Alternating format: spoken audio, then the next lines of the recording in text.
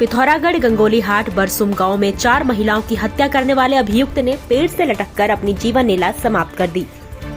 आपको बता दें कि 4 दिन पहले संतोष राम पुत्र मोहन राम ने बरसुम क्षेत्र में 4 महिलाओं की हत्या की थी, जिसमें 3 महिलाओं की गला रेत कर हत्या की गई थी। वहीं हत्यारे ने अपनी पत्नी की गला घोंटकर हत्या की थी, जिसमें जनपद पुलिस के द्वारा हत्यारे की खोजबीन की जा रही थी। प्राप्त जानकारी के अनुसार आज दिवाली बगड़ क्षेत्र में हत्यारे के पेड़ से लटका हुआ शव मिला है।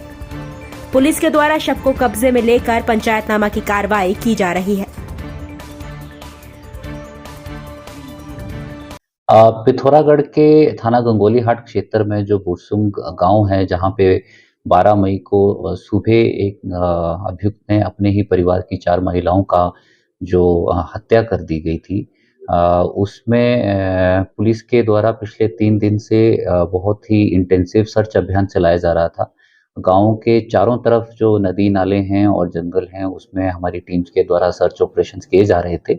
आज अभियुक्त को जो है शव जो है अभियुक्त का वो भी बरामद किया गया है। ये जंगल में अभियुक्त के द्वारा जो है सुसाइड कर लिया गया है और आज शव को बरामद करके पुलिस टीम के द्वारा पंचायतनामा की कार्रवाई की जा रही है और पोस्टमार्टम करने हेतु भेजा जा रहा है।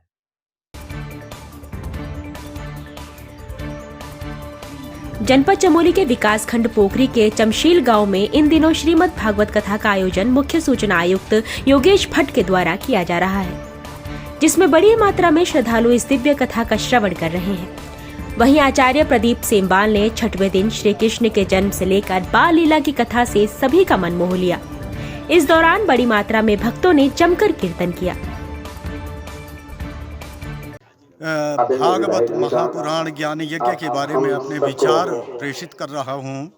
अष्टादश पुराणेषु व्यासस्य वचनद्वयम् परोपकाराय पुण्याय पापाय परपीडनम्। इस कलिकाल में अगर मनुष्य के तमाम इमोशंस और हमारी जो समस्याएं हैं, उन समस्याओं से अगर हम निवृत्ति की ओर बढ़ना चाहते हैं, प्रवृत्ति में नहीं बदलना चाहते हैं, तो हमको श्रीमद् भागवत महापुराण के ज्ञान यज्ञ का आयोजन करना चाहिए।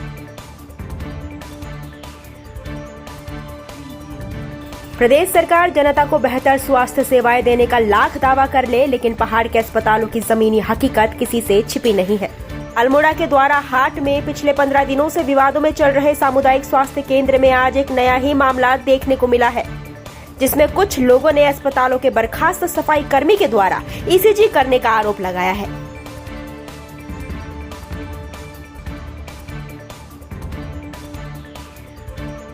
यहाँ पे जो एक कर्मचारी हैं सुरेंद्र पाल, जो कि कर्मचारी नहीं है एक्चुअली, ये अनियमितताओं के कारण इनको सरकार ने निकाल दिया है 10 साल पहले।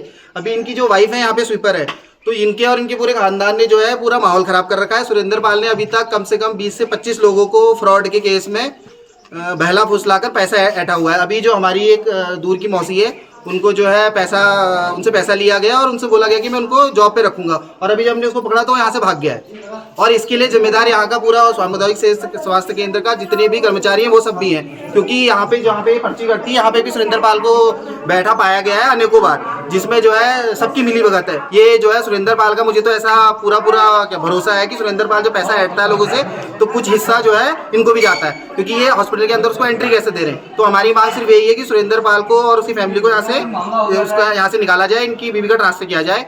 और ये जो जितना भी हमारा जो सामुदायिक स्वास्थ्य केंद्र है, हॉस्पिटल है, ये बहुत ज्यादा न्यूज पे रहा है ऐसी, और यहाँ के जो डॉक्टर के हेड हैं, ये सबसे ज्यादा जिम्मेदार है इसके। इन दौरान में निष्कासित जो स्वीपर सुरेंद्र पाल हैं, उनके द्वारा ईसीजी और अन्यत्र जो इलीगल गतिविधियां उनमें लिप्त होने की शिकायतें बार बार आ रही थी। आज हम यहाँ पर मौके पर आए हैं और यहाँ पर साक्ष्य भी हैं, जिनके द्वारा ये कहा गया है कि सूरज पाल, जो कि यहाँ से लंबे समय से निष्कासित है, उसके बावजूद भी वो यहाँ पर सरकारी कार्यालयों के गतिविधियों में और दूसरी एक्टिविटियों में शामिल रहता है। हमारे अधिकारी जी का कहना है कि उन्होंने किसी व्यक्ति से रिश्वत के रूप में पैसा लिया ईसीजी के जगह, और दूसरा उन्होंने नौकरी का प्रलोभन देकर भी दूसरे लोगों से ठगी की है। तो मैं सबसे पहले तो उत्तराखंड सरकार से और प्रभारी चिकित्सा अधिकारी महोदय और मुख्य चिकित्सा अधिकारी महोदय से कहना चाहता हूँ कि रिफर सेंटर बन चुका है, यहाँ की व्यवस्थाएं दुरुस्त नहीं है। यहाँ पर जो आपके बॉन्ड के डॉक्टर आए हैं, ये सही तरीके से काम नहीं कर रहे हैं, इसलिए हम केवल सूरज पाल को ही यहाँ से हटाने की मांग नहीं कर रहे हैं, बल्कि हम ये भी कहना चाहते हैं कि यहाँ की व्यवस्थाएं ठीक होनी चाहिए।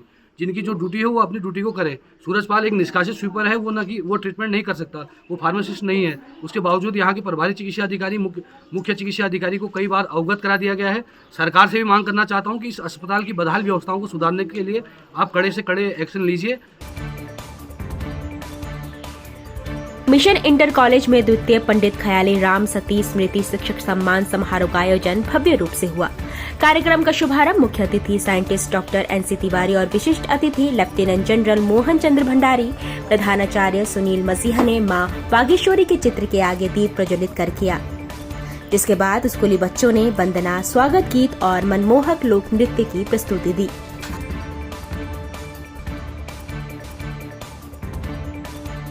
लालकुआं कोतवाली पुलिस टीम ने मुखबिर की सूचना पर 378 ग्राम अवैध चरस और 12,200 रुपए की नकदी के साथ एक महिला तस्कर को गिरफ्तार किया है। आरोप है कि महिला अपने घर पर खुली हुई दुकान की आड़ में नशे का कारोबार कर रही थी। वहीं पुलिस ने आरोपी महिला के खिलाफ NDPS एक्ट के तहत मुकदमा दर्ज कर कार्रवाई शुरू कर दी है। मई को लालकुआं पुलिस के द्वारा सघन चेकिंग की जा रही, तो ये दो सूचना के आधार पर एक महिला के द्वारा चरस बेचने की सूचना हमें मिली, जिसके क्रम में जब हमारे द्वारा पुलिस गणों के द्वारा उसके घर पे चेकिंग और दुकान पे चेकिंग की गई, तो यह पाया कि महिला दुकान पे चरस रखकर उसकी बिक्री कर रही थी, जिसके लिए चेकिंग के दौरान उसमें 378 ग्राम चरस बरामद हुआ। और महिला से इसके कारण पूछा तो उसने कोई भी लाइसेंस उसके द्वारा नहीं बताया गया, तो उसको मौके पर गिरफ्तार किया।